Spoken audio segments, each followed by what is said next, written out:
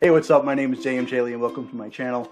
This is the February Creature Spotlight, and this month we're doing the Gumiho. The Gumiho is a nine-tailed fox from Korea, and it is different than the Hulijing from China and the Kitsune from Japan. The Hulijing and the Kitsune are usually, sometimes, morally ambiguous or sometimes shown on the heroic side.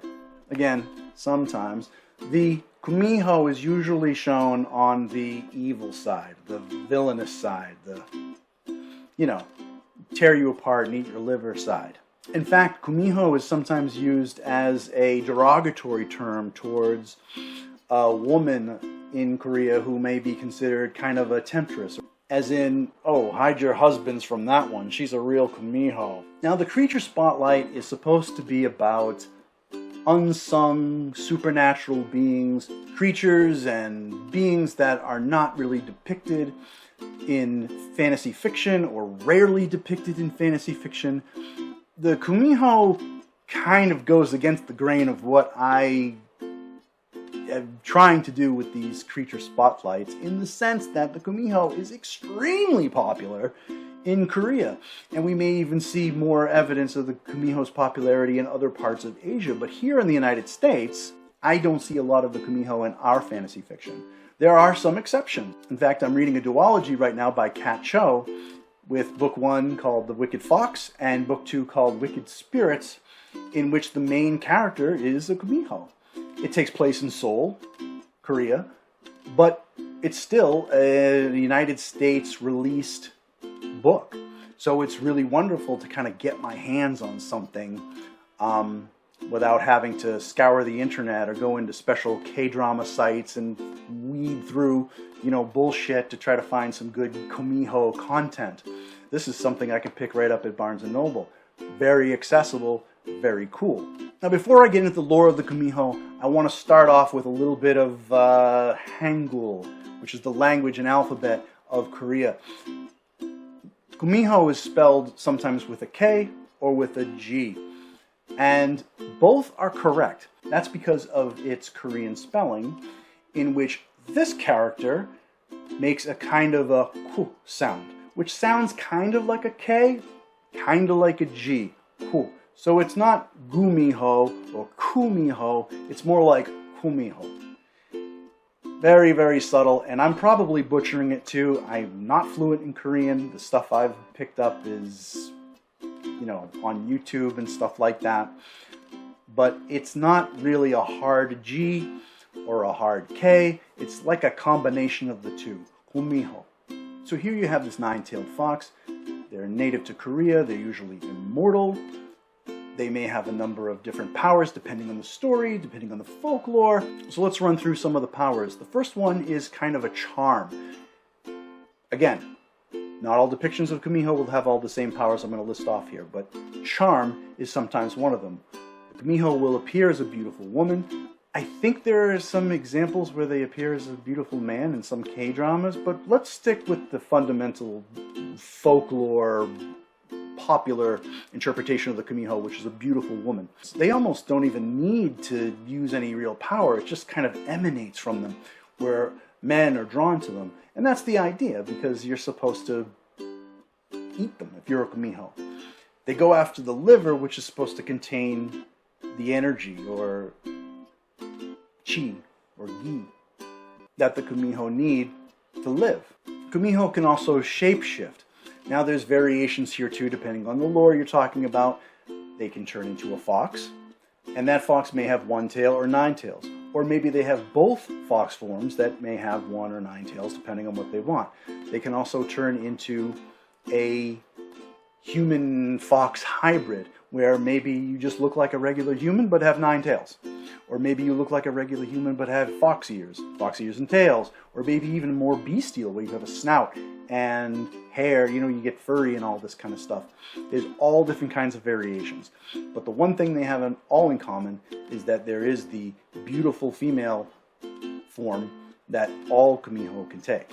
The other power or ability that the Gumiho have is their fox bead or their fox marble. This is called the yaoguso. Yawa meaning fox. So the yaoguso is something that is inside the gumiho. And there are different ways that it could come out or slip out or whatever. But usually it's done during a kiss. Now, I would think that the gumiho is loath to give it up, because they don't want a human to get a hold of their yaoguso.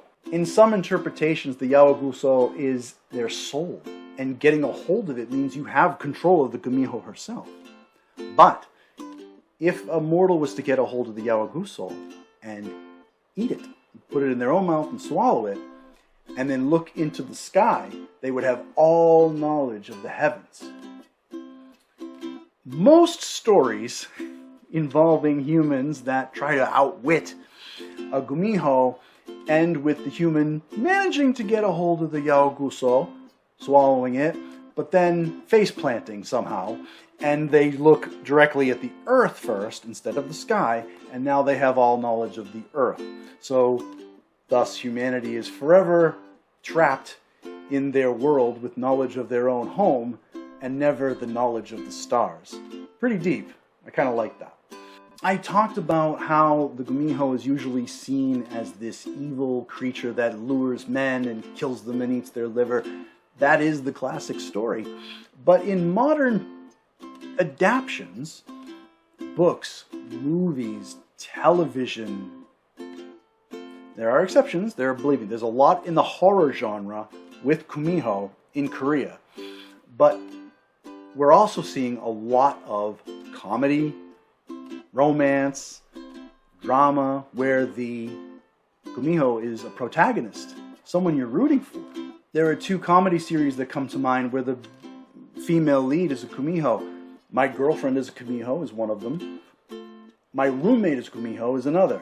I think in both cases, those two depict female leads and the Gumiho is female. There are also dramas, plenty of dramas, believe me, K-dramas about the Gumiho. There's Tale of the Nine-Tailed Fox, which I think the lead on that one, the lead Gumiho, is a male. And then there is Tale of the Fox's Daughter, also called The Grudge, not to be confused with the Japanese horror film. This one is a drama, 16-part drama that came out in, I want to say 2010. I've seen it all, and oh my god, gut-wrenching. I mean, just,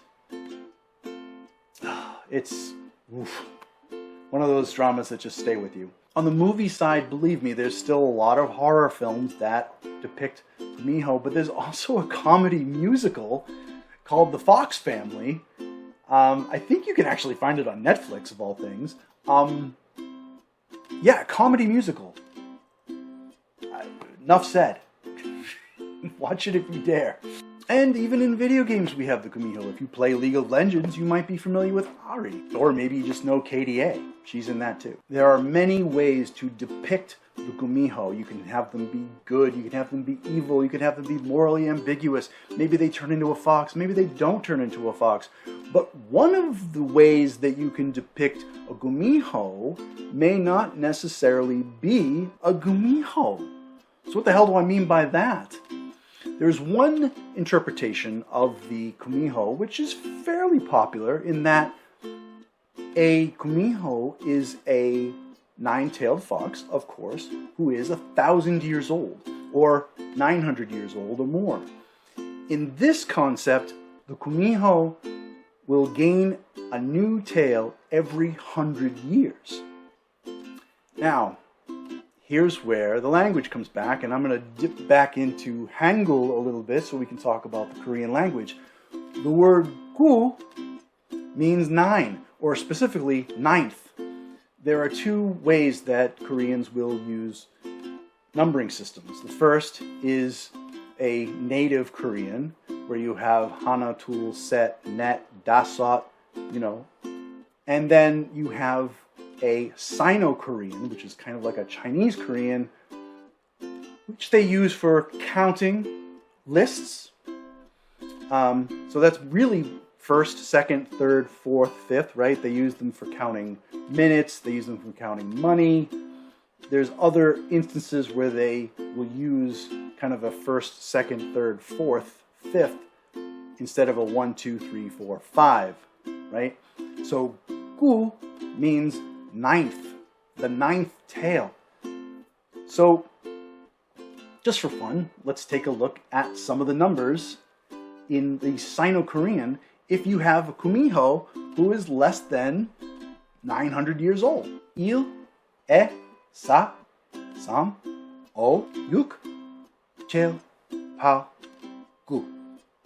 So that's first through ninth in Korean. So let's say you have a Gumiho who is 300 years old. You may want to call her a Samhyo for third tail. That's just one way you can do it, depict it. That is sometimes considered, folklore accurate in Korea, which is something that I think is pretty cool. So again, the Gumiho is a very, very popular supernatural being in Korea. If you go to Korea, I'm sure everyone has heard of a Gumiho. In the United States, not so much. I'd be curious to know how they're depicted or if they're depicted in your country. Let me know in the comments below. So that about wraps it up. The Gumiho. Very, very cool. Very, very cool creature. I love this particular supernatural being. I can't get enough. I've watched a lot of K-drama. I've watched a lot of movies. I've read webcomics. There's a lot of great material out there for this particular supernatural beastie. I know kitsune tend to be the real popular nine-tailed fox. You see the kitsune all over manga and anime, and that's great. Kitsune is very cool. But if you like the kitsune, swing on over and give Gumiho a try. I think you'll really like some of the lore, the fox bead, the forbidden relationships between this evil beast and, that's what's usually the trope, is the idea of the evil Gumiho, the forbidden, and the friendship, or the lover, or something with the mortal, right? Whereas if it's a kitsune, you're befriending a kitsune, hey, it's a kitsune, it's all good. We love kitsune. Where if it's a Gumiho, it's like, no, she's going to eat your liver. You probably shouldn't go on a date with her, dude. So the enemies to lovers trope with a Gumiho, yum, love it. Well, not yum. Hopefully there's no eating in that sense. But yes, fun. If you like this video, please give it a like and always subscribe. Please. I post every Thursday. And you can follow me on social media. I'm on Facebook, Twitter, and Instagram. And you can read the first chapter of my book, A Flower in Hell, on jmchaley.com. Swing on by, send me a message, sign up for my newsletter. Let's keep in touch. As always, thanks for watching, and I'll see you next time.